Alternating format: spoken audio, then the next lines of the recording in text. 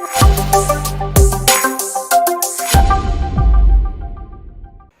y'all, it's Trainer with a belt buckle. Today we're going to go over what a 4-day split looks like for your client.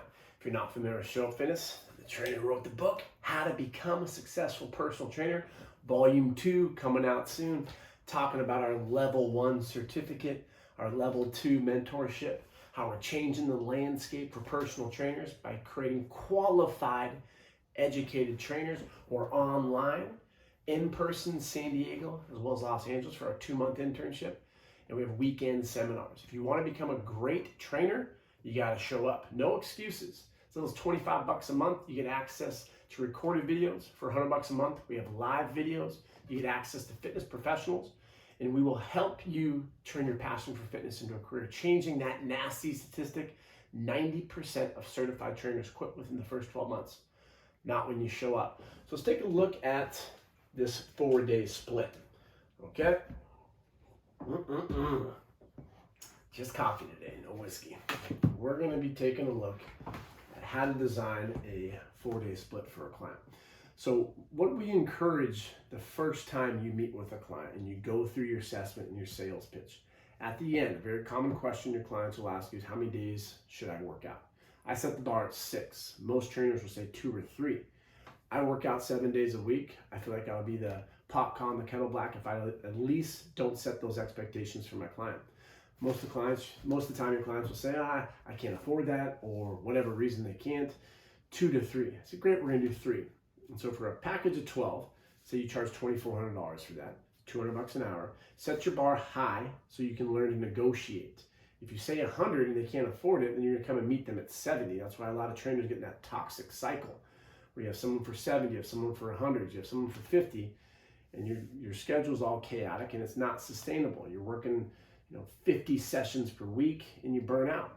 So set your sessions really high and then negotiate. Worst case scenario, they sign up for that amount. So $200 per hour, $2,400. So I'm gonna train them 3 times per week. After the second week, I'm gonna start luring them in with a free workout on the weekend. Train Monday, Wednesday, and Friday. Bill, you've been doing so well. I want to see if you're around tomorrow morning for a free workout. Yes, no. Yes, I am. Great. Here's what we can do. I'll give you a complimentary session if you bring in a coworker, a family member, or a friend. How's that sound? Worst case scenario, Chris, I don't know a single person. Awesome, Bill. Don't worry about it. I'll give you 1 comp just so you can start seeing what it's like to train 4 times. The following week, pitch the same thing. Bill, can you come in? I can't, Chris. Don't worry, Bill, you can come in, but here's what I'm gonna do. It's only $100 and we can work out together. And so instead of me training you, you're gonna see what it's like to train with a hunk. He's gonna then pay me $100 to work out together. You should have a stream of revenue on the weekends where you're bringing in between $10,000 to $20,000 easily from either working out, small group training, nutritional consultations, thinking bigger and being innovative. So here's the 4-day split. Your client's training 3 times, you start luring them with that 4th one, and then you sign them back up. Say, Bill, we did 12 sessions. I'm gonna suggest we go up to 16. You're gonna get a little bit of a discount, 5%, 10%, whatever, especially if you give me a referral. This is all what's happening and part of the art while you're training Bill before you sign him back up. That's how you're gonna have results for your clients and you're gonna retain them. 2 of the biggest problems that new trainers experience. So here would be a 4-day split that I would do for Bill. If it's a dude, I'm still gonna do our CCA, which is your core pattern. You have your vertical push and pull, horizontal push and pull, squat, hinge, unilateral, and then a transition. Based on the goals of the client. Most dudes are gonna want a block chest, V-taper back. They're gonna want a 6-pack abs, big arms. We're able to think, because we're great trainers, if Bill says I want a big ass, then you implement more hinging and squatting and unilateral. You can adapt within this plug and play system for programming. But we're just gonna assume Bill wants to work more on his upper body. So we'll do an upper body emphasis with pushing on day 1. Day 3 will be upper body emphasis with a pull emphasis. Day 2 would be leg, and day 4 would also be leg. Now here's something that I do a little differently, is on the leg day, I will incorporate non-sore upper body exercises. So we're doing bench and emphasis on chest on Monday. If he's not sore, on Tuesday, For the accessory portion, I'll put in upper body push-ups. I'll do pull-ups, and those will be my accessory. Now, if he's sore, then I may just do an ab exercise, or may just do 2 for that circuit. It depends on the scenario. If this was a girl and she wanted to grow her ass, I would just flip these days around. Emphasize the goal on day 1 and day 3. You could do this 4 days in a row. For the most part, let's see, build on Monday, Tuesday, Wednesday would be off, Thursday, Friday, or something like a Monday, Tuesday, Wednesday, Saturday. So you can do this in any order that you like. Always asking your clients beforehand if they're sore. If they are, I'm going to do a little bit of warm up, a little bit of foam rolling. And if they're sore to the touch past like a 4, like, oh, that's really sore, tender, then I'm not going to train that muscle. You need to be able to adjust, regress, or progress within your program. Since he's been training for longer than a month, we'll be doing 3 to 4 sets, probably like a 12, 8, 6, 6 rep scheme. And the way that the plug and play works is your core pattern for day 1. This is, you do your warm up, hit your 9 checkpoints. 9 checkpoints of movement, your ankle, knee, hip, lumbar, thoracic, cervical, shoulder, elbow, and wrist. 3 minutes max, then get into the workout. Bench press, warm up, do some chin ups. Now, depending on Bill's capabilities, if you can do 5 plus by himself, great. If you can't, we're only going to do eccentric focus, maybe 3 to 5 reps. And then we'll do some abs. And I always leave the accessory portion just by saying abs. That's where you get creative. Show him an ab exercise he's never done before. That's what's going to keep Bill entertained and seeing the value within your workouts. After the abs, we rest, build a rapport. How's the weekend going, Bill? Did you see the stock market today? Holy shit, crypto's up X amount. Did you see what's happening with sports? Blah, blah, blah. Learn something new about Bill every single workout. That's what we encourage our trainers to do, is show up. Learn something new, show them a new exercise, say their name at least 3 times, and get engaged. That's what great trainers are doing.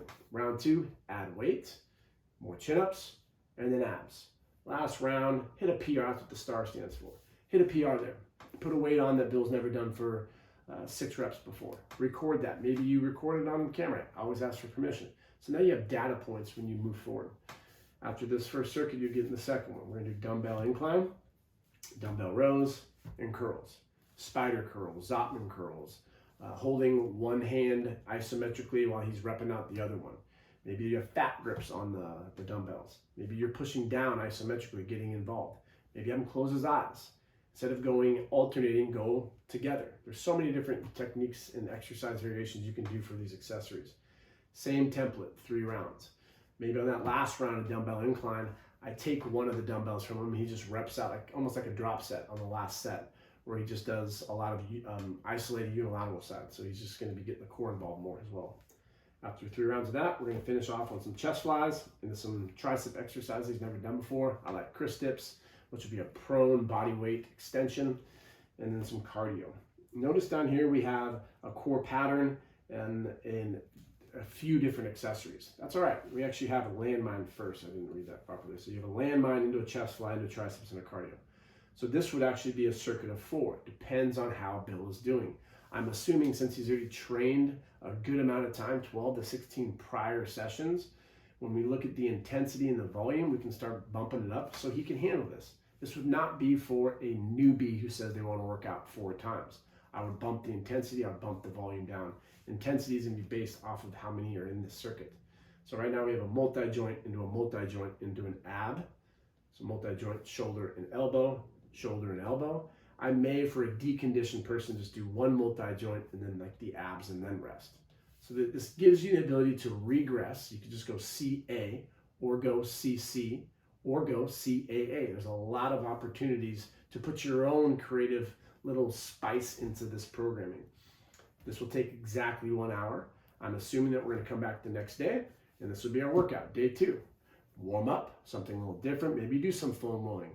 Add value. Don't just sit on your fucking phone and count out 30 seconds of foam rolling, which I see all the time. Get involved. Sure, the first couple minutes, your clients will be talking about drama in their life because we're like hairstylists. They come to us and it's just like, it's a drama show. That's all right. It's part of the job as a trainer. Personal relationships in which we're building. Squats. If Bill's not sore in the upper body, I'll put some push-ups in there. And then I'll do some lateral core work. So here we're doing anterior core with maybe some planks or some crunches. Here I'm doing lateral core, like a side plank variation. 3 rounds. Same rep tempo over here, meaning rep placement, where we're doing like a 10 or 12 into 8 to 6, getting down to max 6 reps. Second circuit, trap bar deadlift into pull-ups into lateral raises. 3 rounds, and then down here, reverse lunge into Nordics. Nordics are a great hamstring exercise, into band walks, into some cardio. So again, notice the larger circuit at the end. I'm asking Bill right in the second circuit, how we feeling? Got some more juice in the tank? Because maybe he's tired, maybe he's hungover, maybe he didn't sleep well last night. You may have to take some of this out. It's a template.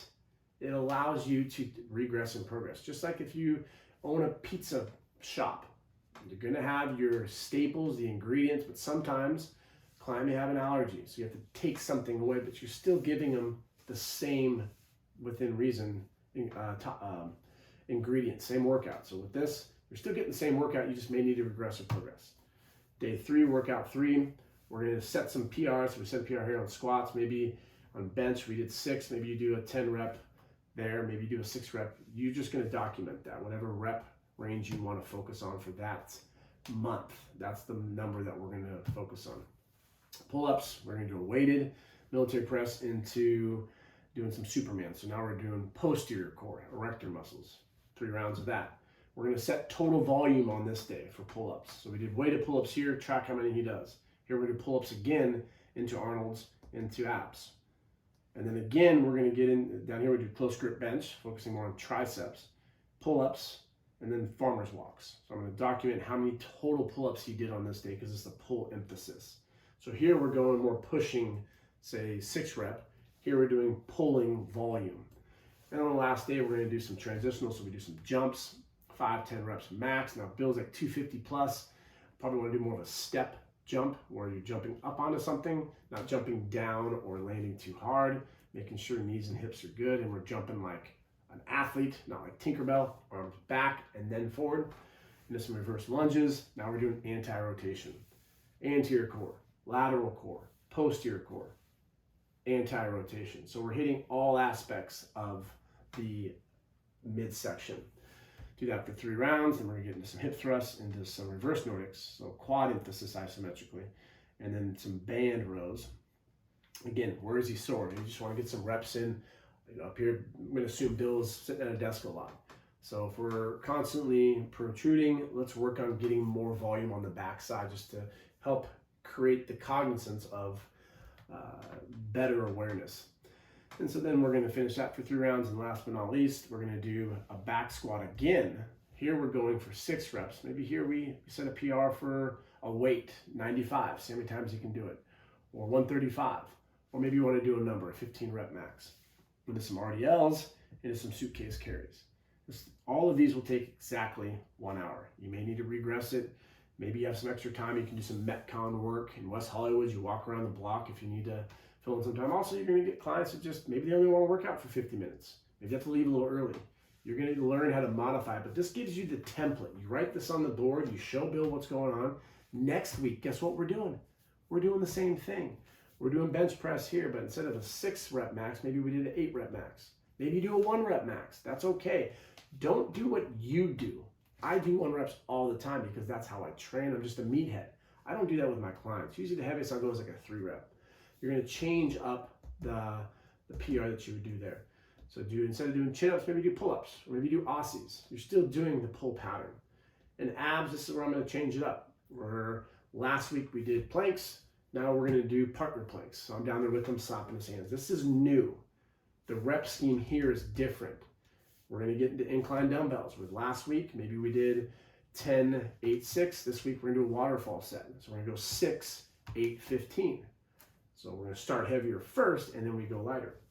Instead of doing a dumbbell row with a neutral grip, we go pronated, and then a different variation of curls. And then we're doing landmine, chest fly, triceps, cardio. Same exact thing.